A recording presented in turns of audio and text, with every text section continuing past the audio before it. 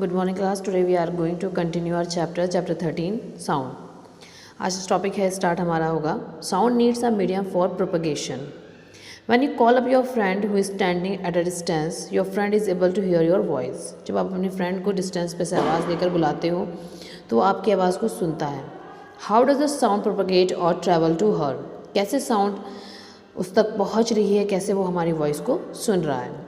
Take a metal और glass tumbler, make sure that it is dry.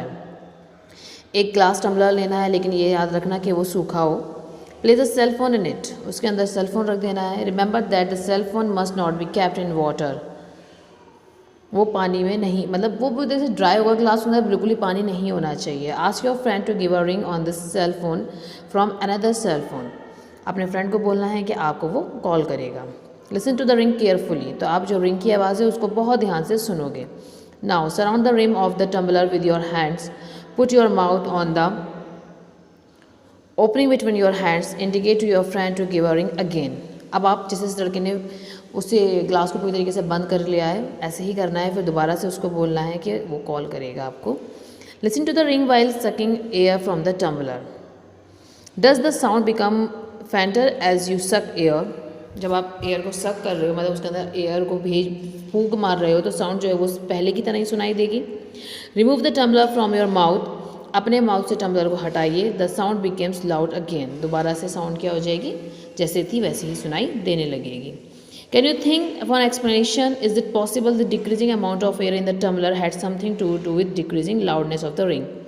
Amount decrease हुआ तो आवाज़ भी क्या हो गई, कम हो गई. जब हमने एयर उसकी बंद कर दी तो उसमें आवाज़ भी क्या हो गई, कम हो गई. Indeed, if you had been able to suck all the air in the tumbler, you will not listen any sound. अगर आप पूरी तरीके से उसमें हवा भर देते तो आपको कोई भी साउंड उसमें सुनाई नहीं देती. एक्चुअली क्या होता है, साउंड्स को चाहिए एक मीडियम ट्रैवल करने के लिए. When air has been removed completely from a vessel, अगर एयर जो है वो पूरी तरीके से रिमूव कर दी जाए वेसल्स में से, it is said that there is a vacuum in the vessels, तो कहा जा सकता है कि वेसल्स में क्या है, vacuum. The sound can not travel through a vacuum, और साउंड जो है वो ट्रैवल नहीं होती है वैक्यूम में. Does sound travel in liquid? Let us find out. क्या साउंड जो है वो लिक्विड में भी ट्रैवल करती है, देखते हैं. टेक अ बकेट और अ बाथटब, एक बकेट या बाथटब लेने के बाद fill it with a clean water, उसको साफ पानी से भरना. Take a small bell in one hand, shake this bell inside the water to produce sound. उस बेल को आप शेक करेंगे पानी के अंदर, जो कि क्या प्रोड्यूस करेगी, फिर sound. Make sure that the bell does not touch the body of the bucket और द बल्ब. इस बात का ध्यान रखते हुए कि जो बेल है वो उस जिसके अंदर आप उसको डाले हुए हो वो उसका बॉटम को टच ना करे, वो उसके किसी भी पार्ट को टच नहीं करे, वो सिर्फ पानी के अंदर ही होनी चाहिए.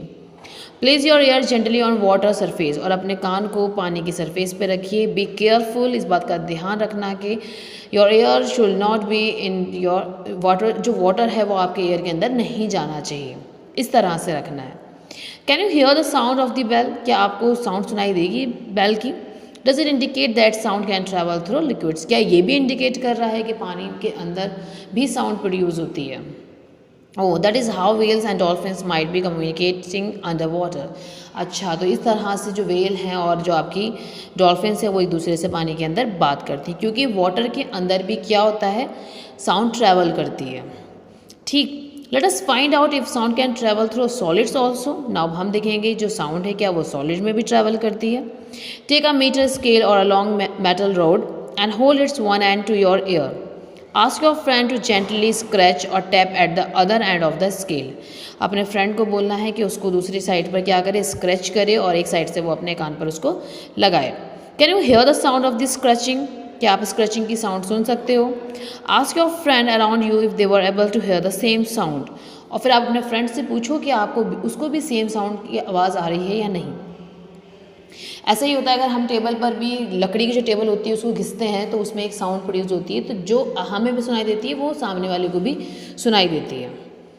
You can also perform the above activity by placing your ear at the end of long wooden और metallic table and asking your friend to gently scratch the other end of the table. देखो अभी हम इसी की बात कर रहे थे. टेबल को जब स्क्रैच करते हैं तो उसमें दूसरी साइड आवाज़ होती है जो हम सुन सकते हैं, और जो हमारा फ्रेंड कर रहा है वो तो सुनेगा ही, हम भी सुन सकते हैं. तो इसका मतलब क्या हुआ कि सॉलिड के अंदर भी साउंड क्या होती है, ट्रैवल होती है. Sound travel through solids also. We find that sounds can travel through wood और मेटल, हमने ये भी फाउंड कर लिया कि साउंड जो है वो ट्रैवल कर रही है वुड में भी और मेटल में। In fact sound can travel through any solid, sound जो है वो किसी भी सॉलिड से ट्रैवल कर सकती है। You can perform interesting activity to show that sound can also travel through strings, strings के थ्रू भी साउंड क्या है ट्रैवल कर सकती है। Have you ever made a toy telephone, क्या कभी आपने खिलौने जो खेलने वाला टेलीफोन होता है वो बनाया। Can you say that the sound can travel through strings, क्या आप कह सकते हो कि साउंड जो है वो ट्रैवल कर सकती है स्ट्रिंग्स में। We have learned so far that vibrating objects produce sound and it's carried in all direction in a medium. The medium could be a gas, a liquid or a solid. How do we hear it? Sound जो है वो travel कर सकती है solid में भी, liquid में भी और gas में भी. But how do we hear it? हम इसको कैसे सुनते हैं? We hear sound through our ears. हम अपने कानों से sound को सुनते हैं. The shape of the outer part of the ear is like a funnel. जो गुफा की तरह हमारा जो आउटर पार्ट है ईयर का वो दिखता है। When sound enter it, sound इसके अंदर एंटर होती है। It travels down a canal at the end which there is a thin stretch membrane, इसके अंदर एंटर करती है, एंटर से होती हुई जो थिन स्ट्रेच मेम्ब्रेन है ये वहाँ जाती है। It is called the ear drum, जिसको बोलते हैं ear drum. It perform an important function, जो ईयर ड्रम है वो परफॉर्म करता है इम्पॉर्टेंट फंक्शन को। To understand what the ear drum does, let us build a tin can model of the ear drum. ठीक है, अब देखो ईयर ड्रम क्या परफॉर्म करता है, ये हम with the help of activity 13.10 से समझेंगे। टेक अ प्लास्टिक और tin can, cuts its end, stretch a piece of rubber balloon across one end of the can and fasten it with a rubber band. ठीक, put 4 or 5 grains of dry cereals on the stretch rubber। पहले तो रबड़ हम उसके रबड़ को क्या करेंगे, balloons across one end of the can, उस कैन के एक साइड पे रबड़ को लगा देंगे, फिर उसके अंदर हम ग्रेन्स के पीसेस को डालेंगे, स्ट्रेच करेंगे हम रबड़ को। Now ask your friend to speak, अपने फ्रेंड को बोलेंगे कि वो बोलेंगे, मतलब जिस तरह से इसने ऊपर वाले क्या करा, यहाँ पर उसने रबड़ लगा दी, नीचे से उसने होल किया, वहाँ से उसका फ्रेंड बोलेगा, उसके ऊपर जो रबड़ के ऊपर जो ग्रेन्स होंगे वो क्या होंगे, वाइब्रेट होंगे। ठीक है, जब जो ग्रेन्स है वो वाइब्रेट हो रहा है, इसका मतलब क्या हो रहा है कि जो ड्रम है उसके ऊपर क्या हो रहा है, वाइब्रेशन हो रहा है। ठीक, तो जैसे उसने नीचे, जैसे हमारे कान में आवाज़ आई और हमारे जो ईयर ड्रम है उस पर क्या हुई, वाइब्रेशन प्रोड्यूस और वो हमें सुनाई दी। सेम ऐसे ही उस बच्चे ने क्या करा, ऊपर रबड़ लगा ली, रबड़ के ऊपर ग्रेन्स रखे, ग्रेन्स पे नीचे की साइड से उसने बोलना स्टार्ट करा तो ऊपर उस ग्रेन्स पे क्या हुई, वाइब्रेशन प्रोड्यूस हुई। ठीक, तो understanding action of ear drum के साथ भी सेम ऐसा ही होता है। जब कोई आवाज़ आती है तो वो हमारे ईयर ड्रम पर क्या होता है, वाइब्रेट होता है और वो हमें सुनाई देता है। The ear drum is like a stretch rubber sheet, जो ईयर ड्रम है वो बिल्कुल स्ट्रेच रबर शीट की तरह है। Sound vibrations make the ear drum vibrate, जो साउंड की वाइब्रेशन है वो ईयर ड्रम को वाइब्रेट करती है, जैसे कि फिगर 13.16 में है। The ear drum sends vibration to the inner ear, जो ईयर ड्रम्स हैं वो वाइब्रेशन को सेंड करती हैं अंदर की तरफ।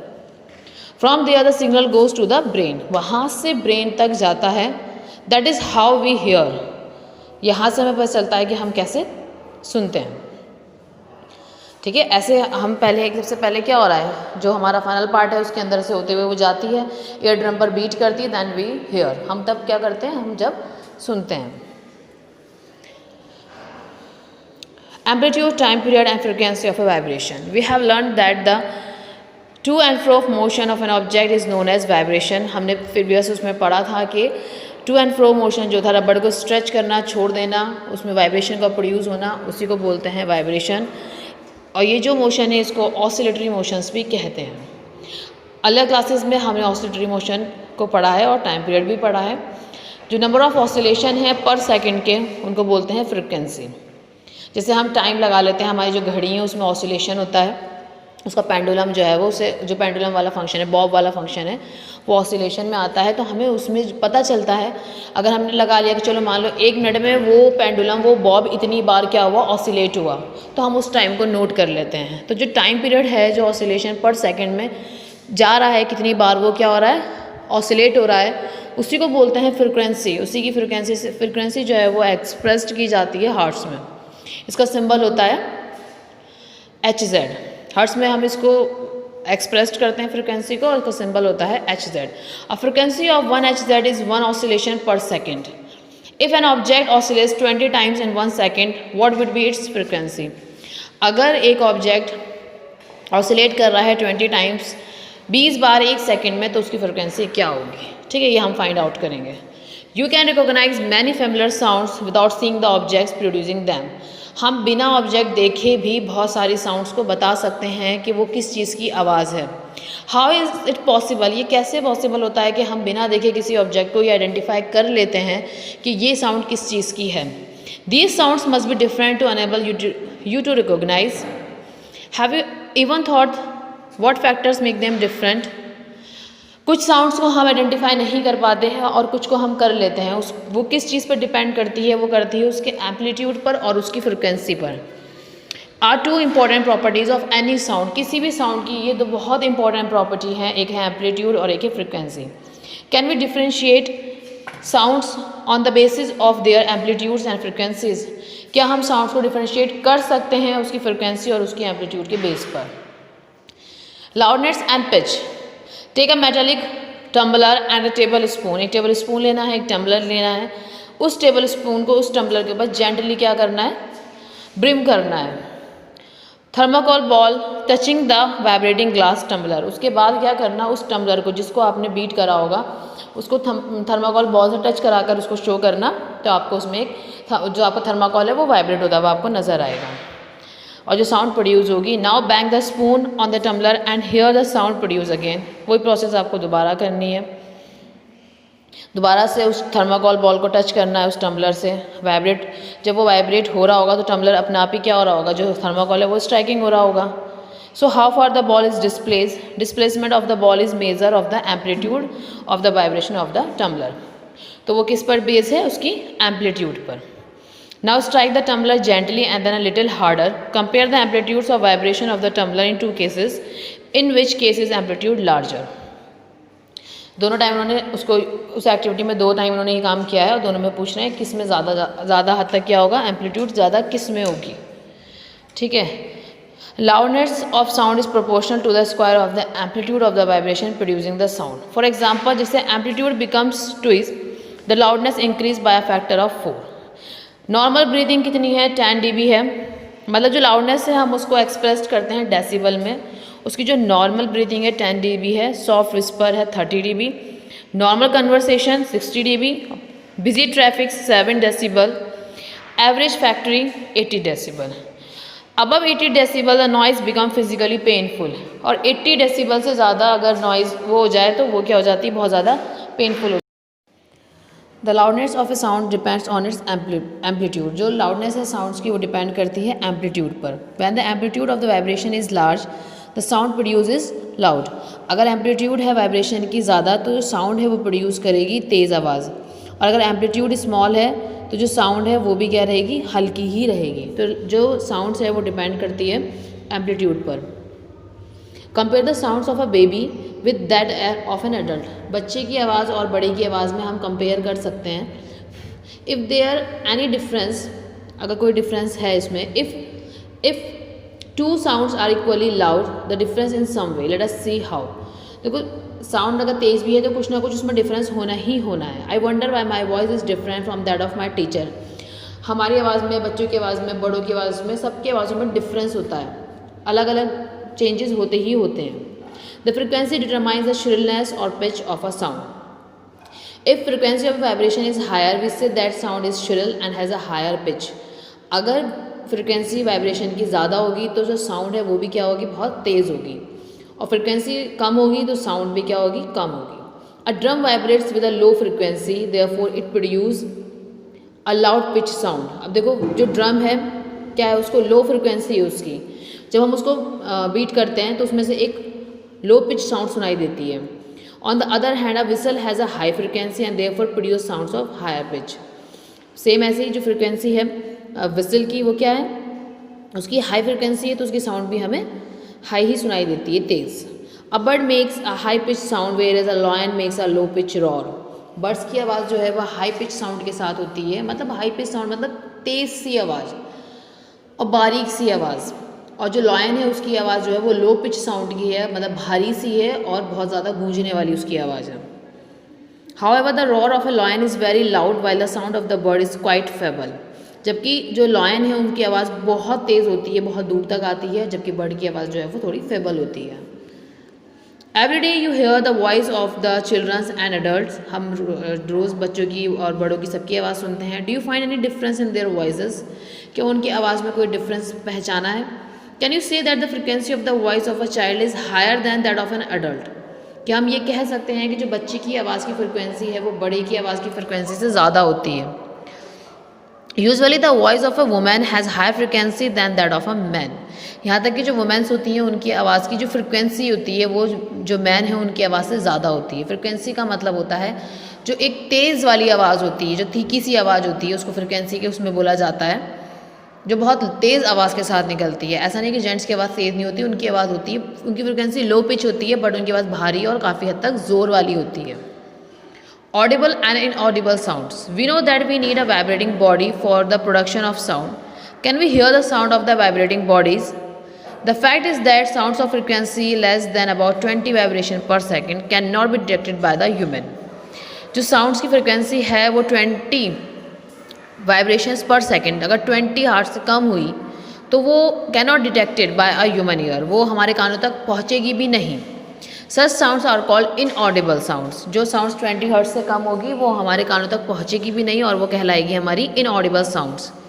On the other higher side sounds can frequency higher than about 20,000 vibration per second और also not audible to the human ear. हम 20 हर्ट्ज से भी ज़्यादा 20,000 वाइब्रेशन पर सेकेंड मतलब 20 के हर्ट्ज से ज़्यादा हम आवाज़ हमारे कान नहीं सुन सकते. For human ear a range of Audible frequencies रफली फ्रॉम 20 या 20,000 के बीच में ही होनी चाहिए, इससे ज़्यादा और इससे कम नहीं होनी चाहिए. ठीक है, बीच में रहनी चाहिए. सिर्फ 20 हर्ट्ज हमें सुनाई नहीं देगा और 20,000 जो है वो बहुत ज़्यादा हो जाएगा, वो हमारे कानों के लिए अच्छा नहीं होगा. Some animals can hear sounds of frequency higher than 20 hertz. Dogs have this ability. Dogs एक ऐसे एनिमल्स हैं जो 20 हर्ट्ज से भी ज़्यादा सुन सकते हैं आवाज़ को. और the police use high frequency whistles which dogs can hear but humans can not. जो पुलिस है वो भी क्या यूज़ करती है 20,000 हर्ट्ज से ज़्यादा आवाज़ की फ्रिक्वेंसी को यूज़ करती है, विसल को, जो डॉग सुन सकते हैं बट हम नहीं सुन सकते. The ultrasound equipment familiar to us for investigation and tackling many medical problems works at frequency higher than 20 hertz. ठीक. Noise and music. We hear different types of sounds around us. Is the sound always pleasing? हम बहुत तरह की sounds अपने आसपास सुनते हैं. क्या साउंड हमेशा कानों को अच्छी लगने वाली ही होती है? Does a sound sometimes cause discomfort to you? कभी कभी जो साउंड्स हैं वो हमें डिस्कम्फर्ट मतलब हमें अच्छा फील नहीं कराती हैं. Some sounds are pleasant to the ear whereas some are not. कुछ जो है वो कानों को बहुत सुकून देती हैं मगर कुछ नहीं. Suppose construction work is going in your neighbourhood. अगर आपके पड़ोस में कंस्ट्रक्शन चल रहा है, are the sounds coming from the construction site pleasing. जो साइड कंस्ट्रक्शन साइट से आवाज़ आ रही होगी, क्या वो साउंड भी प्लीजिंग होगी, अच्छी होगी? Do you enjoy the sounds produce by horns of buses and trucks. क्या आप एंजॉय करते हो जब साउंड प्रोड्यूस होती है बस और बस के जो हॉर्न्स हैं, ट्रक के हॉर्न्स हैं, उनकी जो साउंड प्रोड्यूस होती है, क्या आप उसको एंजॉय करते हो? सच अनप्लीजेंट साउंड. जो ये अनप्लीजेंट साउंड्स है जो बहुत ज़्यादा डिस्टर्बेंस क्रिएट करती है, कानों को अच्छी नहीं लगती, उसको बोलते हैं हम noise. In the classroom if all students speaks together. Classroom में सारे बच्चे एक साथ बोलते हैं तो वो साउंड्स भी क्या करती है हमें, उस साउंड को भी हम क्या बोलते हैं नॉइज़. बहुत ज़्यादा नॉइज़ मतलब एक साथ बोलना शुरू कर देते हैं तो बहुत ज़्यादा नॉइज़ क्रिएट हो जाता है.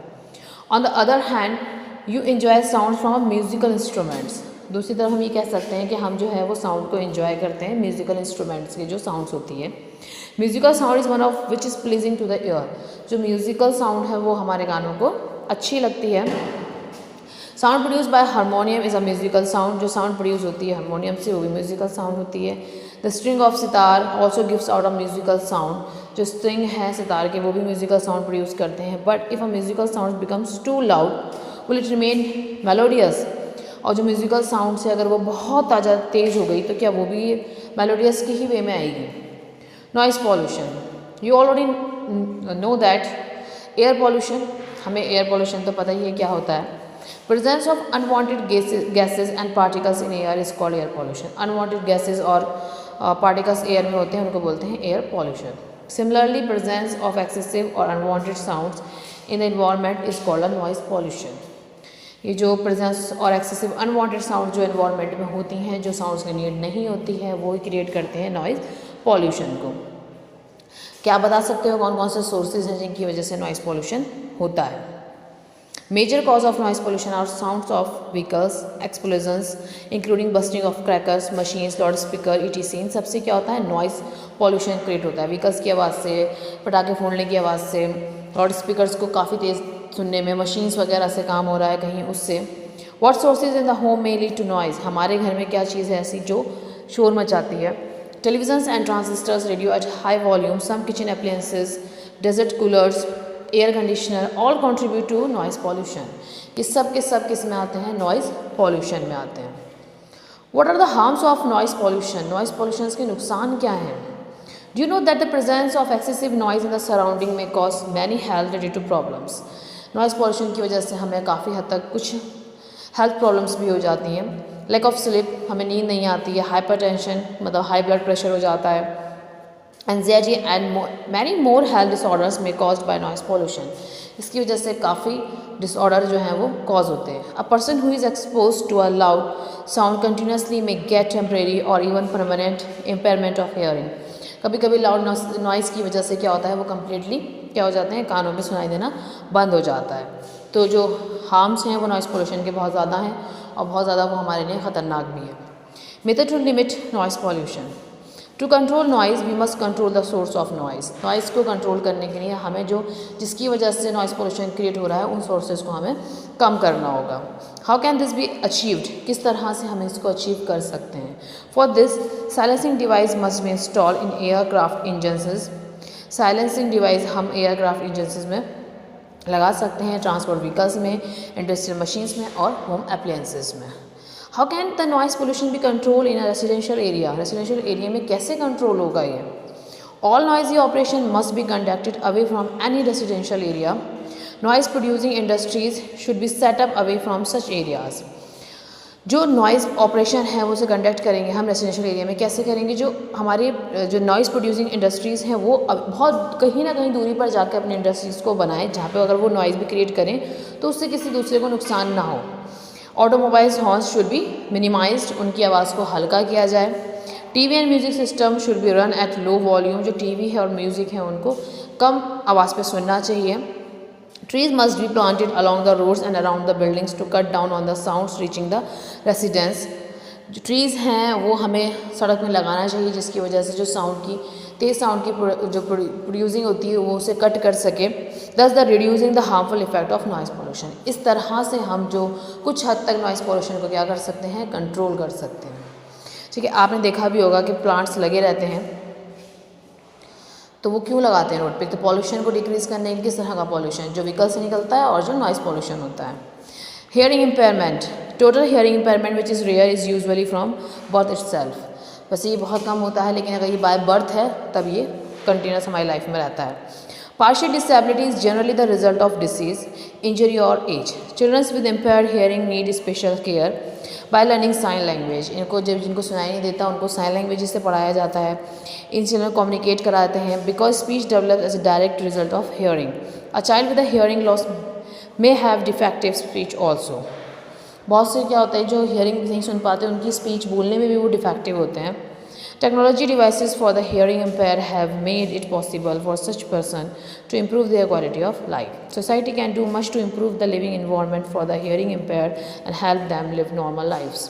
और सोसाइटी को भी क्या करना चाहिए, जिन लोगों को सुनाई नहीं देता, बोलने में दिक्कत होती है, उनको अच्छे से मोटिवेट करना चाहिए, उनके लिए एक अलग से इन्वायरमेंट क्रिएट करना चाहिए जिससे वो भी उस इन्वायरमेंट में अच्छे से रह सके। ठीक है, this is all about your chapter 13 sound. Thank you class.